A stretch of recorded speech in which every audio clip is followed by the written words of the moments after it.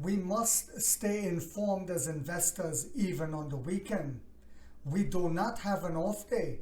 Hi guys, welcome back to my channel, The Wealthy Mindset. It's yours truly, Money Making Mitch.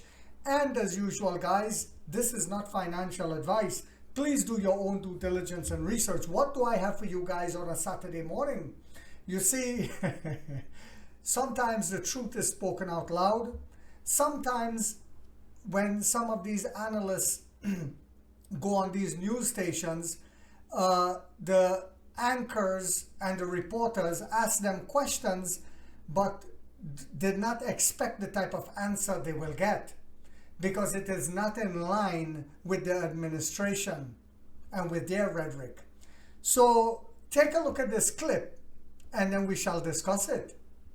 If the barriers go up, if the wall gets a little bit higher for Chinese players, do the Chinese do the same thing to US players? That's the worry, right? I mean, the retaliatory is the last thing that you need from a Tesla perspective.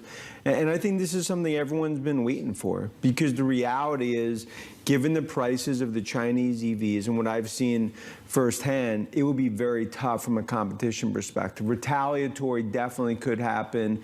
This Game of Thrones continues to play out. You mentioned a product. Can we talk about that a little bit more? I don't think enough is said about that. I think a lot of people often consider Chinese products to be cheap imitations of maybe US innovation. Are you seeing that out of China? How good is the product? I mean, BYD is special. I mean, so, and I think I think from a competition perspective, Tesla's seen that in China. I still view it as there's going to be many winners there. But when you look at BYD, you look at NIO and others, that comes to the US. That's a major competitive issue, especially when it comes to Detroit. The 313 area, has bet so much on EVs, so that you're really protecting that for Detroit as well as ultimately even for Tesla domestically. BYD gave an interview to the FT yesterday where they basically said by 2030, we're going to be the biggest EV car maker in Europe. No one else is going to be able to hold a candle to us. Is Europe next? Is that the next risk for the Chinese EV sector? Yeah, Europe's front and center. I think that's going to be the battleground. And look, and that's something not just for Tesla, for a lot of the German automakers and others, and Beijing has their sights there. And I think what we're seeing here is, even though EVs is moderated globally, and of course that's been a black eye for the industry, it's still the massive transformation, probably the biggest one we've seen since 1950s. And that really, I think Europe's going to be the next battleground. I would say that black eye for the industry, it hit Tesla really hard, and their saving grace was that they went to China, that Musk met with Xi, and he got these measures that seem to indicate autopilot can exist in China. So if that's taken away, what happens to Tesla? What happens to share prices and our confidence in them? Look, and that's why Musk, 10% politician, 9% CEO. We say the same thing with Cook. China is the hearts and lungs of the Tesla growth story. When I look at FSD, autonomous, I'm the first step now toward what could be, I think ultimately a golden vision now from an autonomous perspective. But China is the hearts and lungs of the growth story, and that's well known. It's been a headwind, but we do believe that you'll start to see a tailwind in the next coming quarters. All right, guys, welcome back. Now, even though the analyst Ives, very reputable analyst, said that he's from Webush, that he expects lashbacks from China with the tariffs. Possibly it could be targeting Tesla. I still say I don't believe that. I don't think China will lash back in terms of the green industry, because there's no reason to, there's no competition. However, there might be lashbacks with other industry, like they might say, like the last time when the Trump administration banned Huawei and were putting heavy tariffs on Chinese goods, China lashed back with corn and soy and different things like that. Like they were imposing heavy, in fact, they banned, I believe, soy at one point from the farmers. So the farmers were allowed to plant hemp for the first time. So in a long time. So Dan Ives said that EV makers will aggressively go after Europe. And I said that was coming, as the Biden administration prepares to increase tariffs from 25 to 100% next week, this coming week here. As a case in point, Ives mentioned BYD and NIO. Oh yes, he did. To show the superiority, because I don't know if it was in this clip, but the analyst asked him, well, a lot of Americans say it's cheap knockoffs, you know, and I don't think he expected Dan Ives to say the truth on there, but Dan Ives said the truth, right? When he talked about BYD and NIO, no, it's not cheap knockoffs, my friend. Actually, Tesla is a cheap knockoff compared to them, both of which are present in several European markets, he said. You're going to see the Chinese players aggressively, but why did he pinpoint BYD and NIO? Finally, the analysts are saying the truth.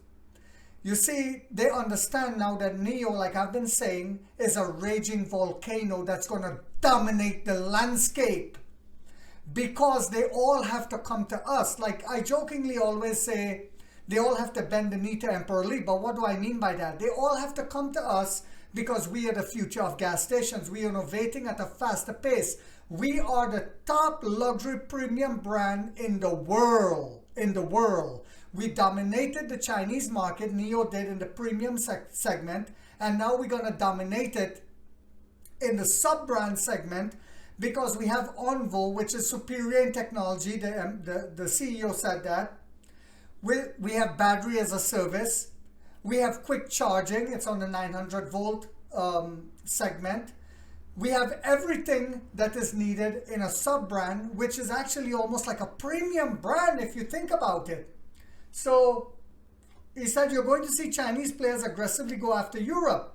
About Zeekr initial public offering, he said the analyst highlighted the performance of the stock in the first day as the shares of the premium brand from Geely Group surged over 34%. Ironically, but I still say, guys, I'm keeping my eye on Pony AI. When they come out, I'm going to be grabbing up some shares of that, because I already have shares in, and I'm going to continue to average down for my son, in the #1 EV company in the world that's going to dominate the landscape, NIO, because of their business model. I want the #1 robo-taxi company in the world, which is Pony AI. Right now, they're actually testing robo-taxis in California. I'm sure a lot of you guys didn't know that. So they are secretly testing robo-taxis in California already, Pony AI, and they're already operating robo-taxis in China. They are the largest robo-taxi company in the world. So he said that, ironically, talking about what we saw today in terms of Zeekr IPO, ironic timing, just showing how successful some of these Chinese EV players are, Ives stated. About a possible expansion to the US, the analyst said it's a matter of time. It's a matter of time. Just like the Toyota playbook. Like some of the shorts will come out and say, oh, they will never be allowed to come here. Shut your mouth. Shut your mouth, you fool. So Dan Ives said about a possible expansion in the US, the analyst said it's a matter of time. And I said it and I'll say it again. I believe it will be after the elections. Highlighting the increased adoption of electric vehicles over the last years. But when it comes to the US, look, it's a matter of time. I mean, they're going to come here. And when you look at the 313 area code and what's happening in Detroit, a lot of EVs, I mean, there's a lot of credibility on the line here for GM, for Ford and others. By the administration, you're starting to see more and more pressure. That's why we're seeing these tariffs. When asked about the concern of delisting Chinese firms from the New York Stock Exchange, as happened with the ride-hailing giant Didi, listen to this, let me say it again. When asked about the concern on delisting Chinese firms from the New York Stock Exchange, as happened with the ride-hailing giant Didi, which I still have shares in them. In fact, I have shares in them with Charles Schwab, and I can still hold my shares. When asked about that delisting prospect, Ives dismissed the idea. However, he admits a more restrictive process for IPO of Chinese firms. I don't think there's a concern, he says. I think a lot of that's already been vetted. You know, the fact that it actually got here and rang the bell. And I think also it's important in terms of what we saw for New York Stock Exchange in terms of IPO. We're going to see some of these IPOs come through. but it's going to be a much more restrictive process. But I do not expect what we saw with Didi to see a similar thing here. He said, on Friday, all the other US listed Chinese EV stocks 2 and 5.50% on reports that the US administration is set to increase the tariffs. So people panic, right? That the tariffs are going to increase.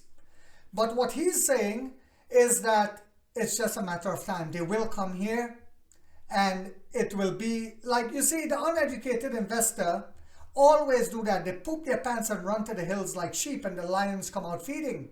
Because right after they pooped their pants and sold, this guy come out and said, well, they will come here. It's just a matter of time. He also went on to say, before I forget, let me say this, that the tailwinds are coming in the next quarter. Ooh! Because, you see, people pooped their pants and ran, not realizing, and I'll say it again, China has the largest car market in the world.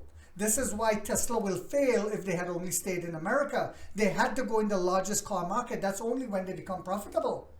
So whether we come to America or not, we will be profitable in China with Envo, with all of the other things we're doing, the phones, making our own in-house chips, selling back energy to the grid, selling battery swapping, which we're doing about 100,000 swaps a week. That will increase to about maybe 500,000 a week by the end of this year, maybe 1 million a week.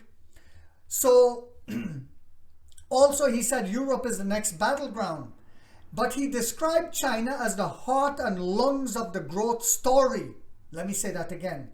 He described China as the heart and the lungs of the growth story, because here, while it was being suppressed by the White House, by, the Republicans and the Democrats keep fighting, China is saying, grow it, let it go, let it run. We're claiming we want green energy in the world, but yet we're trying to suppress it? That does not make sense. So China was the heart and lungs of the growth story and still is. So I expect, like he's saying, the tailwinds are coming in the next quarter. Why? Especially for NIO because of Envo, the release of Envo, etc., etc. But also because we're going to be flooding Europe.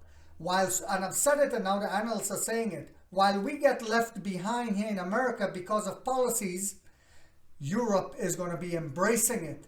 So I hope you guys on a Saturday found this video to give you more confidence to understand what's happening, how the game in the political field is played, and how we have to sift through the game and keep investing, because the tides will turn. It will turn. If this video gave you guys confidence to keep buying more shares come Monday, come next week, come the following weeks, in order for you to become millionaires, because we have found a gem, do not forget to hit that thumbs up, guys. If you haven't yet subscribed, you might want to think about doing so. Because in this channel, we have that warrior mindset, like 50 said, we get rich or we die trying, guys.